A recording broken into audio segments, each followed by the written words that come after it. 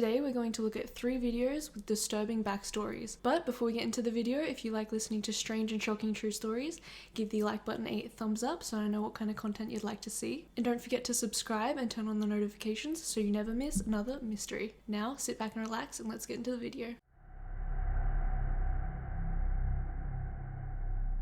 Christine Chubbuck was a hard-working news reporter from Ohio in the US who was very close with her family. She tried out a number of careers in her lifetime and finally settled into something that seemed like the perfect fit. From the outside looking in, you wouldn't necessarily know that something was going on beneath the surface. On the morning of July the 15th, 1974, Christine told her co-workers that she had to read a newscast for the Suncoast Digest.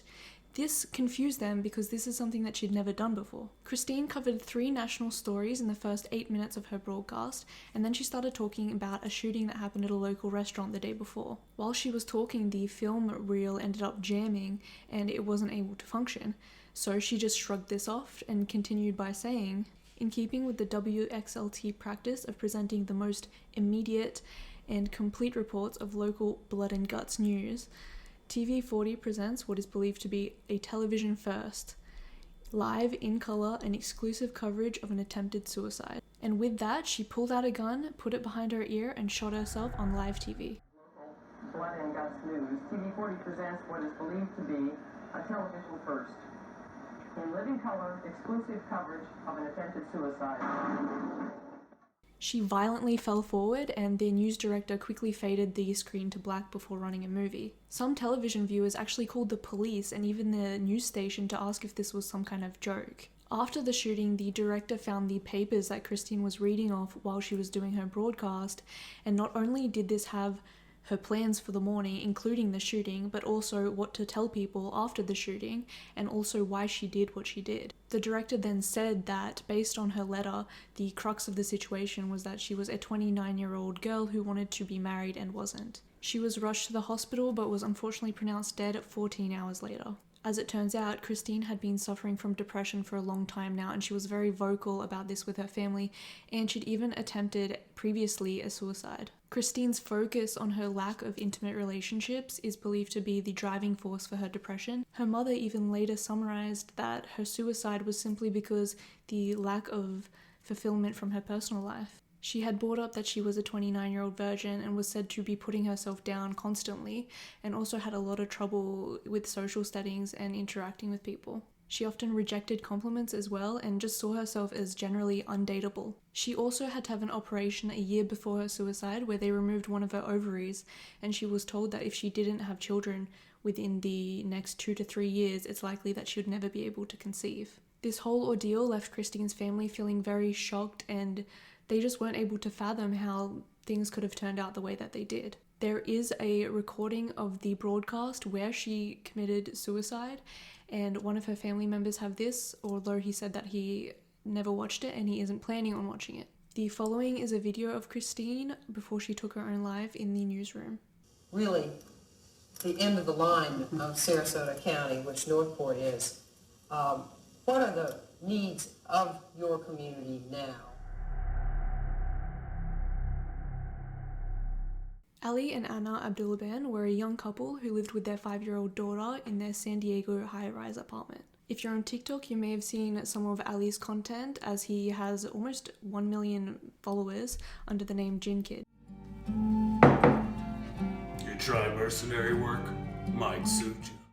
The couple have a number of videos of them on there together, as well with their young daughter, showing off their luxury influencer lifestyle.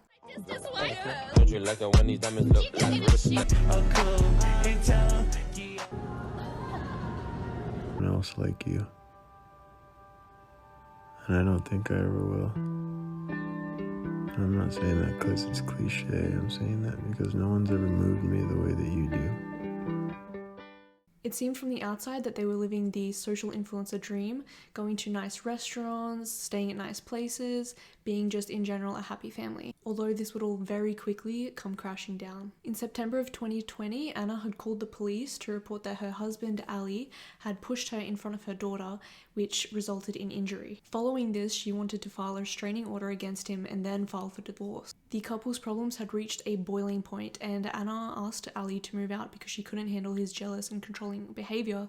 So on the 18th of October, he did move out, but not before making a secret copy of the apartment key. 3 days later, he would return to the apartment on October the 21st and absolutely trash the place, and he even called Anna to tell her that he did this. But that's not it. Before he left, he took his 5-year-old daughter's iPad and installed a listening spy app onto it so he'd be able to spy on his wife. It seemed as though Anna was taking the first steps in ending the relationship, while Ali wasn't accepting this, and he just thought they were going to get back together after some time and kind of wanted to monitor what she was doing until that happened. Hours later, while Ali was listening to the spy app on his phone, he heard the voice of his wife and an unknown man giggling, so without hesitation, he grabbed his gun, jumped in his car, and drove straight to their place. While he was screaming, he said that. He even stated that in an interview, he heard R&B music be turned on, and so he immediately thought that they were about to have sex. Once he arrived, he is caught on CCTV footage running towards the apartment,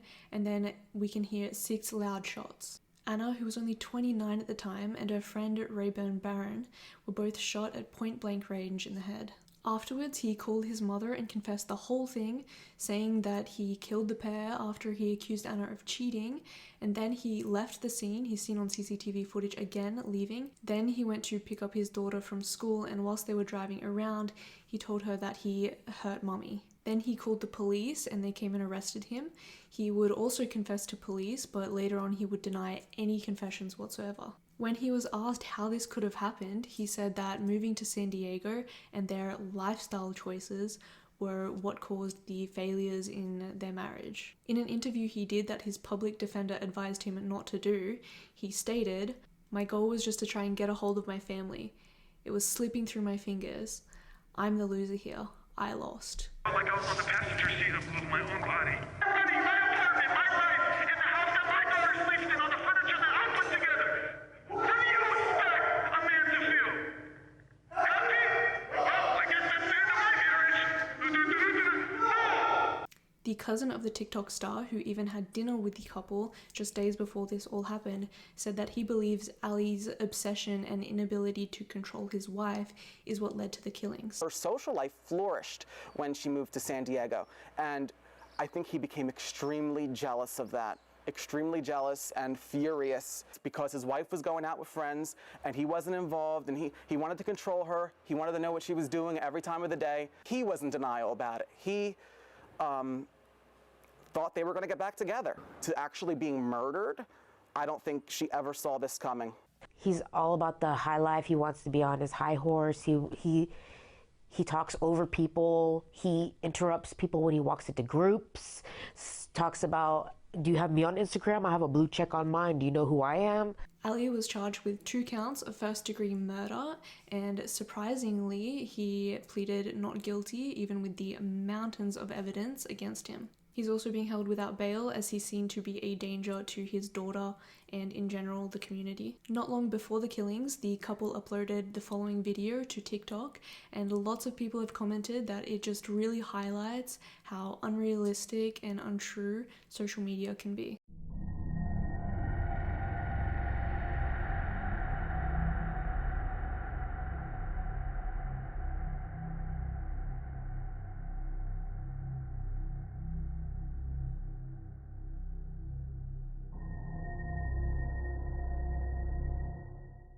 Varna is a beautiful portside city on Bulgaria's Black Sea, and it is known for its beaches and rich historical treasures. And that's exactly why Lars Mittank was holidaying there with his friends in 2014. Lars was said to be your average 28-year-old, and he was a German man from Berlin. The group of friends were enjoying their vacation at the Golden Sands, which was a seaside resort just outside the city of Varna. When, on the 6th of July 2014, they go to a bar in town. While there, Lars got into a disagreement with other German tourists over a football game, since they were both rooting for different German teams. Afterwards, the group went to a restaurant where Lars got separated, and his friends didn't see him for the rest of the night. It was like he disappeared. He turned up at the resort the following morning and said he'd been beaten up by 4 guys who were hired by the men that he had a disagreement with at the bar the night before. The fight resulted in Lars having an injured jaw, a ruptured eardrum, and a possible concussion. So he went and saw a doctor who told him that he probably shouldn't get on the flight the next day since his eardrum could create even more issues. His friends were really worried about him not returning home with them and offered to extend their stay and book new flights, but Lars didn't want to disrupt anyone else's plans, so he just told them, no, it's fine, I'll stay here, you go ahead, and I will see you soon anyway. I'll just be here for 2 more days and then I'll see you back in Berlin. Lars checked out the same day as his friends because he wanted to move into a smaller hotel, smaller room, so it was a little bit cheaper since he was just staying there by himself just for 1 more night. He said farewell to his friends and that he'd see them when he got back home. But unfortunately, Lars would never make it back home. The day after his friends left, he started to act really strangely and his erratic behavior was caught on the CCTV of the hotel he was staying at. He seemed paranoid, scared, and frustrated, pacing up and down the hallways, looking out windows, and even hiding in an elevator at one point. While he was staying in the hotel, he called his mother and told her that he believed he was being followed and that 4 men were going to come and find him and rob him or kill him. It's reported that he left the hotel for a few hours after 1 a.m. and no one has any idea where he went during this time. The following day, the day that Lars is supposed to fly back to Germany, he's seen on the airport security cameras talking to the airport doctor. And suddenly he becomes super panicked when a construction worker walks into the room. He started trembling and cried, I don't want to die, I have to get out of here. And that's when he got up, left all of his things, and ran. He bolted out of the airport, he jumps over a fence and disappears into a forest near the airport. And this was 7.5 years ago, and he has never been seen since. There are many theories surrounding what may have happened, and many questions such as, who are the men that supposedly beat up Lars, and where was he going when he ran out of the airport? Others, including some doctors and even Lars's mother, believe that he may have had a rare allergic reaction to the antibiotics that he was given, and this may have caused side effects and may explain why he was acting so erratic and so strange. Others suggest he may have wanted to run away and start a new life, and some people even think that the injuries that he sustained, especially the concussion to his head, may have caused him to have some kind of mental breakdown. The following is the footage taken by the airport security cameras and the last known sighting of Lars, and to this day, no one knows where he is.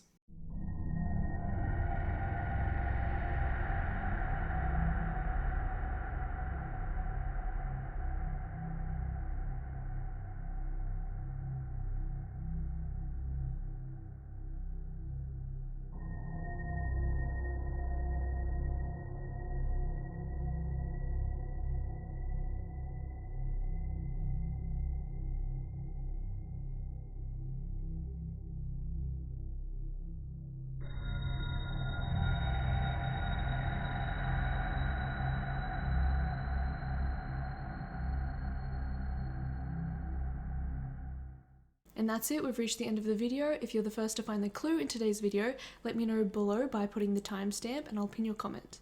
And if you enjoy listening to strange and shocking true stories, give the video a thumbs up so I know what kind of content you'd like to see, and don't forget to subscribe and turn on the notifications so you never miss another mystery. If you'd like to suggest a story, feel free to message me on Instagram. I'll put all of my links in the description below. Lastly, thanks for watching. Your support means so much to me and I look forward to covering more shocking stories with you in the future. Until then, catch ya.